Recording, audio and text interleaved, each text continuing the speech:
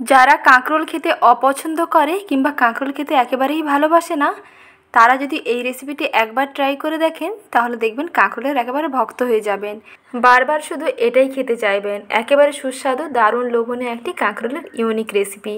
তাহলে আসুন দেখে নিন আজকের সহজ রেসিপি, পুরভরা কাঁকরোল ভাজা। কেমন করে তৈরি করছি রেসিপিটি শেষ পর্যন্ত দেখে নেওয়ার অনুরোধ থাকলো। ভালো লেগে থাকলে একটি লাইক করবেন। প্রথমেই দেখুন এখানে নিয়ে নিয়েছি কয়েকটা কাঁকরোল। এই রকম ফ্রেশ ও নরম কাঁকরোল হলে এটা খেতে বেশি ভালো লাগবে। প্রথমে কাঁকরোলের গায়ের যে কাটা কাটা অংশগুলো আছে এগুলো একটু আস্তরণটা একটু ঘষে নিয়ে তারপরে দুইটা সাইড কেটে একটু বাদ দিয়ে তারপরে দুফালি করে কেটে নিতে হবে। দুফালি করে কেটে নেওয়া কাঁকরোলগুলোকে তারপরে ধুয়ে ভালো করে পরিষ্কার করে নিতে হবে।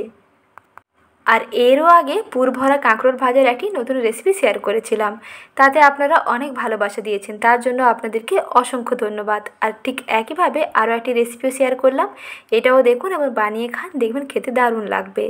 কাঁকরোলগুলোকে ধুয়ে পরিষ্কার করে নিয়েছি। এখন একটি কড়াইতে লবণ ও একটু হলুদ দিয়ে কাঁকরোলগুলোকে অল্প জলের মধ্যে একটু সেদ্ধ করে নিচ্ছি। প্রথমে একটা সাইড হওয়া পর্যন্ত অপেক্ষা করবেন, একটা সাইড যখন দেখবেন হয়ে যাবে তখন আবার অপর সাইডটাকে একটু উল্টে দেবেন। এইভাবে কাঁকরোলগুলোকে দুফালি করে কেটে নিয়ে সেদ্ধ করে নেবেন। মোটামুটি 70 থেকে 80% মতন সেদ্ধ করবেন, এর থেকে বেশি কিন্তু সেদ্ধ করবেন না, তাহলে বেশি নরম হয়ে যাবে। বেশি নরম হয়ে গেলে আবার বেশি ভালো লাগবে না, তাই একটু 80% মতন সেদ্ধ করে রেখে দেবেন। বাদবাকি যখন পুর ভরে ভাজা হবে তখন কিন্তু আর বাদবাকিটা ভাজা হয়ে যাবে। তাই দেখুন এই পর্যায়ে কাঁকরোলগুলোকে জল ঝরিয়ে তুলে নিয়েছি, একটি প্লেটে নিয়ে নিয়েছি। এখন এর থেকে বীজ সমেত শাঁসগুলোকে একটু বের করে নিচ্ছি। দেখুন কাঁকরোলগুলো কিন্তু খুব নরম করে সেদ্ধ করে নিই, 80% মতন এখানে সেদ্ধ করেছি। মোটামুটি 2 থেকে 3 মিনিটের মধ্যে যতটা সেদ্ধ করে নেওয়া যায় ঠিক ততটাই সেদ্ধ করবেন, না হলে এটা আপনারা একটু ভাপিয়েও নিতে পারেন। প্রথমে এই রকম কাঁকরোলের থেকে বীজ ও শাঁসটা বের করে নিয়ে তারপরে একটি ফুটো ফুটো ঝুড়ি কিংবা ফুটো ফুটো থালার উপরে রেখে একটু জলের মধ্যে লবণ দিয়ে এটাকে কিন্তু ভাপিয়ে নিতে পারেন, তাতেও হবে, যেটা সুবিধা হয় সেই মতন করেই করে নেবেন। তারপর দেখুন কাঁকরোলের ভেতর থেকে বীজ সমেত শাঁসগুলোকে ভালো করে চেঁচে মুছে পরিষ্কার করে বের করে নিলাম। এখন এর মধ্যে একটা পুর ভরে নেব, আর পুরটা দেখুন তৈরি করে নিচ্ছি। তার জন্য প্রথমেই দিয়ে দিচ্ছি বাটির মধ্যে সর্ষে পোস্ত বাটা, প্রায় 3 টেবিল চামচ সর্ষে এবং 3 টেবিল চামচ পোস্ত একসঙ্গে বেটে নিয়েছি। আর সর্ষে বাটার সময় যদি পারেন একটি কাঁচা লঙ্কা দিয়ে দিতে পারেন। ঝাল যদি বেশি পছন্দ করেন তাহলে সর্ষের মধ্যে একটি কাঁচা লঙ্কা দিয়ে বেটে নেবেন, তাতেও হবে। আর এখানে আমি একটু শুকনো লঙ্কা দিয়ে বানিয়ে নেব, তার জন্য শুকনো লঙ্কাগুলোকে আগে থেকে একটু জল দিয়ে ভিজিয়ে নিয়েছি যাতে একটু নরম হয়ে যায়, তারপরে শিলনোড়ায় বেটে নিয়েছি।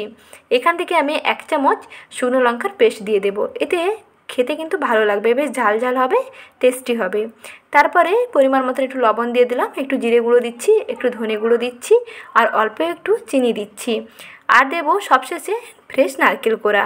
এই নারকেল কোড়া দিয়ে এই পুরটা তৈরি করতে হবে। যেহেতু এখানে নিরামিষ পুর ভরা কাঁকরোল ভাজা রেডি করছি, তার জন্য এই পুরটা দিয়ে বানাতে হবে। এর আগেও কাঁকরোলের বিভিন্ন ধরনের পুর ভরে আমি ভাজা রেসিপি শেয়ার করেছি, সেগুলো আপনারা একটু চেক করে নিতে পারেন, সেগুলো ভীষণ টেস্টি হয়, সেটাও ট্রাই করতে পারেন। আর এটা আজকে বানাচ্ছি নিরামিষ কাঁকরোল ভাজা, পুর ভরা কাঁকরোল ভাজা। নিরামিষ দিনে কী রেসিপি তৈরি করবেন তার একটি সহজ রেসিপি শেয়ার করলাম। প্রথমে দেখুন শুকনো উপকরণগুলোকে ভালো করে মিশিয়ে নিলাম, তারপরে 1 টেবিল চামচ সর্ষের তেল দিয়ে উপকরণগুলোকে মিশিয়ে নিতে হবে, তাহলে দেখবেন খুব সুন্দর মেশানো হবে আর খুবই টেস্টি হবে। পুর একেবারে রেডি করে নিয়েছি। এখন এর থেকে 1 থেকে 1.5 চামচ করে পুর নিয়ে এই কাঁকরোলগুলোর মধ্যে ভরে নিচ্ছি। একটু ঠেসে ঠেসে করে ভরে নেবেন, যেহেতু এর মধ্যে আর কাঁকরোলের বীজগুলো অ্যাড করিনি। আপনারা চাইলে এখানে কিন্তু কাঁকরোলের বীজ সমেত এর সঙ্গে মিশিয়ে নিতে পারেন, তাতেও ভালো লাগবে, যেটা পছন্দ হয় সেই মতন করেই করে নেবেন। এখন এই যে তৈরি করে নেওয়া নারকেলের পুরটাকে দেখুন ঠেসে ঠেসে ভরে নিলাম। তারপরে এই পুরটাকে একটা ব্যাটারে কোট করে তারপরে ডুবো তেলের মধ্যে ভাজতে হবে। আর তার জন্য একটা ব্যাটার রেডি করে নিচ্ছি, আর ব্যাটারটা কেমনভাবে বানাচ্ছি একটু দেখে নিন। ব্যাটার তৈরি করতে এখানে নিয়ে নিয়েছি ভাতের চাল। ভাতের চালগুলোকে প্রায় আধা ঘন্টা মতো জল দিয়ে ভিজিয়ে নিয়েছিলাম। চালগুলো বেশ ফুলে গেছে, তারপরে একটা মিক্সার গ্রাইন্ডারে বেশ স্মুথ করে বেটে নিলাম। তারপরে এর সঙ্গে মিশিয়ে নিচ্ছি বেসন। চালের পরিমাণটা একটু বেশি থাকবে, বেসনটা একটু কম থাকবে। তারপরে এর সঙ্গে দিয়ে দিচ্ছি অল্প একটু কালো জিরে, পরিমাণ মতন হলুদ এবং অল্প একটু স্বাদ মতো লবণ। লবণ ও হলুদটা পরিমাণ মতন একটু বুঝে দিয়ে দেবেন।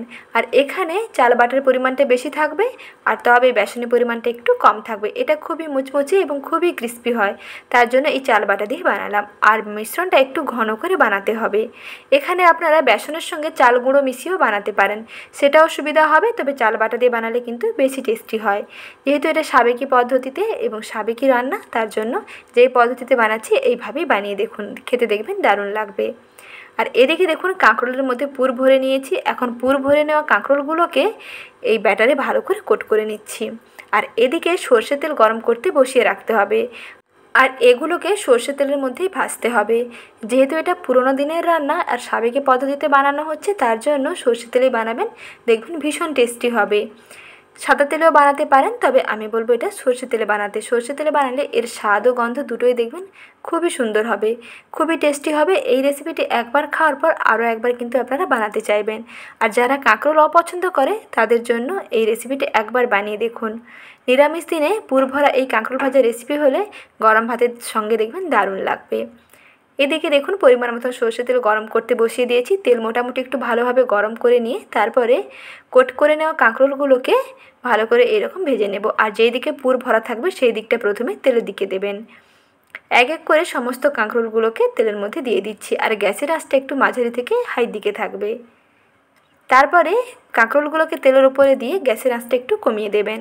গ্যাসের আঁচ মাঝারি থেকে লোয়ের মধ্যে রেখে একটুক্ষণ সময় নিয়ে উল্টে পাল্টে করে ভেজে নেবেন। প্রথমে একটু অপেক্ষা করবেন, যখন একটা সাইড দেখবেন একটু লালচে হয়ে গেছে তখন অপর সাইডটাকে উল্টে দেবেন। এখানে কিছুটা গরম তেল উপর থেকে ছিটিয়ে দিতে পারেন, উপরটাও বেশ মুচমুচে হয়ে যাবে। এইভাবে উল্টে পাল্টে একটুক্ষণ সময় নিয়ে লাল লাল করে ভেজে নিচ্ছি। আর যেই দিকে পুর ভরা থাকবে সেই দিকটা একটু সময় নিয়ে ভাজবেন, যাতে ভেতর থেকে খুব সুন্দরভাবে ভাজাটা হয়ে যায়, ভেতরে পুরটার কোথাও কাঁচা না থাকে। তার জন্য এইরকম দেখুন একটু চেপে চেপে করে ভেজে নিতে হবে।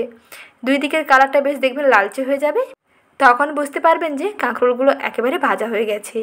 এগুলো আপনারা ছাঁকা তেলেও ভাজতে পারেন, আর না হলে এইরকম অল্প তেলের মধ্যেও ভাজতে পারেন। তবে ভাজার সময় একটু সর্ষে তেলে ভেজে নিলে এটা কিন্তু বেশি টেস্টি হবে। কিছুক্ষণ এরকম ভেজে নেওয়ার পরে দেখুন কালারটা বেশ সুন্দর চেঞ্জ হয়ে গেছে আর বেশ মুচমুচে হয়েছে, দেখেই বুঝতে পারছেন। এখন একটি প্লেটে সার্ভ করে নিচ্ছি। নিরামিষ দিনে পুর ভরা কাঁকরোল ভাজার এই রেসিপির জুড়িমেরা ভার। খেতে কিন্তু খুবই দুর্দান্ত হয়, আর বানানো দেখলেন খুবই সহজ। অল্প কিছু উপকরণেই তৈরি করে ফেলতে পারেন দারুণ লোভনীয় একটি কাঁকরোলের রেসিপি। পুর ভরা কাঁকরোলের এই রেসিপিটি কেমন লাগলো অবশ্যই বন্ধুরা কমেন্ট সেকশানে জানাবেন। আর ভালো লেগে থাকলে ভিডিওটিতে প্লিজ একটি লাইক করে দেওয়ার অনুরোধ থাকলো। সঙ্গে চ্যানেলটিকে সাবস্ক্রাইব করে বন্ধু হয়ে সঙ্গে যুক্ত থাকবেন। এইরকম নতুন নতুন রেসিপিগুলো সময় মতন পেয়ে যাবেন, তার জন্য পাশে থাকা বেল আইকনে অল বাটনটি বাজিয়ে রাখবেন। কাঁকরোলটা কতটা ক্রিস্পি হয়েছে দেখুন, ওপরটা এরকম ক্রিস্পি হবে আর ভেতর থেকে পুরে ঠাসা, খেতে দারুণ লাগবে। একটি খেলে আর একটি খেতে চাইবেন। তাহলে আজ এই পর্যন্ত, এইভাবেই তৈরি করে ফেলুন। আবারও শীঘ্রই হাজির হচ্ছি নতুন রেসিপি নিয়ে। পরবর্তী রেসিপি দেখার আমন্ত্রণ থাকলো। ভালো থাকবেন, সুস্থ থাকবেন, ধন্যবাদ।